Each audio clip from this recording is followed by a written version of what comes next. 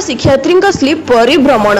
नयागढ़ जिला उड़ंगा ब्लॉक अंतर्गत शरणकुल स्थित नारायण सरकारी उच्च विद्यालय रे राज्य सरकार विद्यालय और गणशिक्षा विभाग समग्र शिक्षा योजना अधीन चलुवा धंदामूलक शिक्षा छात्र छात्री द्वारा शिल्प अनुष्ठान परिभ्रमण शिक्षा अनुष्ठित होईछि। एही परिभ्रमण ने नारायण उच्च विद्यालय नवम और दशम श्रेणी 60 शिक्षार्थी एवं सरकारी बालिका उच्च विद्यालय शरणकुल 18 जन शिक्षार्थी सामिल होइछन्ति। विद्यालय प्रधान शिक्षार्थी श्रीमती कांचन षडंगी तत्वाधान रे दुईटी विद्यालय छात्र छात्री माने ओडंग स्थित अमन्स टेक्सटाइल को परिभ्रमण करथिले। प्रतिष्ठाता श्रीमती मिनती साहू एवं नारायण उच्च विद्यालय परिधान विभाग प्रशिक्षिका श्रीमती रोजालिनी मिश्र सहायता विभिन्न प्रकार सिलाई मशीन परिचालन एवं टेक्सटाइल इंडस्ट्री रे किपरि सुचारू रूपे कार्य समाधान करा से विषय शिक्षार्थी को शिक्षा देथिले। एही परिभ्रमण रे विद्यालय वरिष्ठ शिक्षक श्री रश्मिरंजन मिश्र, दामोदर साहू, प्रशांत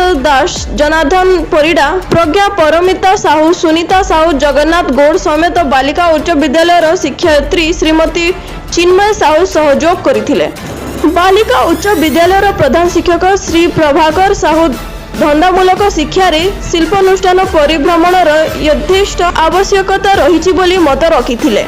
धंदामूलक शिक्षार भारप्राप्त अधिकारिणी श्रीमती प्रज्ञा परमिता साहू शिक्षा क्षेत्र रे धंदामूलक शिक्षार उपदेत्य सह छात्र छात्री भविष्य रे रोजगारक्षम होई पारिबे बोली मत प्रकाश करिसंती। Nayagarh bureau chief Satyajit Sarangi report, fast news Odisha.